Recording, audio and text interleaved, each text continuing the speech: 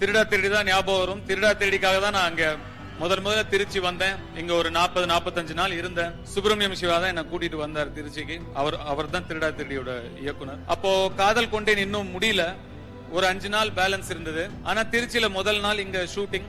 முன்னாடி எல்லாம் ஒரு பூஜை போட்டு ஒரு டேட் குறிச்சிட்டோம்னா அது நின்னா அது ஒரு அபசகுனமா ஃபீல் பண்ணுவாங்க. அதனால அங்கேயும் இங்கேயும் ஷூட்டிங் நிறுத்த முடியல. காதல் கொண்டேன் அந்த 5 நாள் எடுத்து முடிச்சாதான் ரிலீஸ் ஆகுங்கிற ஒரு கட்டாயம். சோ அங்க சாயந்தரம் ஒரு 6 மணிக்கு ஷூட்டிங் ஆரம்பிக்கும்.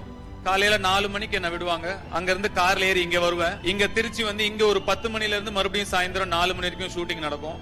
மறுபடியும் கார்ல ஏறி அங்க இருந்து சென்னைக்கு போவேன். அங்க மறுபடியும் ஷூட்டிங். இந்த மாதிரி மாறி மாறி 4 நாள் போயிட்டு வந்துட்டும் காதல் கொண்டேனும் திருச்சியும் திருடா திருடியும் மாறி மாறி ஷூட்டிங் நடந்துட்டு இருந்தது.